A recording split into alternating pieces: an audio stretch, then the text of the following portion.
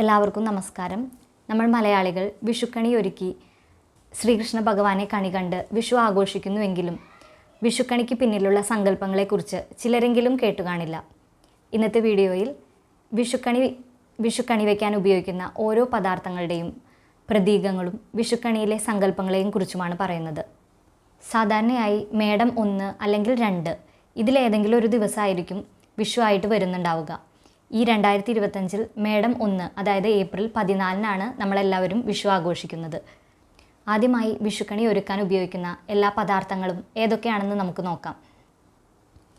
സാധാരണയായി ഓട്ടുരുളിയിലാണ് കണി വയ്ക്കുന്നത്. ഈ ഒരു ഓട്ടുരുളി എന്നത് പ്രപഞ്ചത്തിൻ്റെ പ്രതീകമാണ്. ഓട്ടുരുളിയിൽ നിറയുന്ന ഓരോ പദാർത്ഥവും മഹാവിഷ്ണുവിൻ്റെ പ്രതീകമാണ്.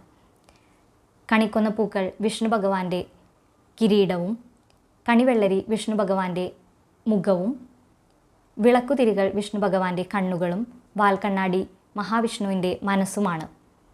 കണിവയ്ക്കാൻ ഉപയോഗിക്കുന്ന ഗ്രന്ഥം വിഷ്ണു ഭഗവാന്റെ വാക്കുകളുമാണ്. ആദ്യമായി നമുക്ക് ശ്രീകൃഷ്ണ ഭഗവാന്റെ വിഗ്രഹം തുളസിമാലയോ മുല്ലപ്പൂമാലയോ ചാർത്തി അലങ്കരിക്കാം. അതിനുശേഷം ഓട്ടുരുളിയിൽ ഉണക്കലരിയും നെല്ലും ചേർത്തി വയ്ക്കുന്നു.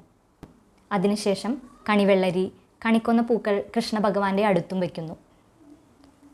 ചക്ക, മാങ്ങ, കദളിപ്പഴം ഇവ മൂന്നും ഓട്ടുരുളിയിൽ ഒഴിച്ചുകൂടാനാകാത്ത ഘടകങ്ങളാണ്.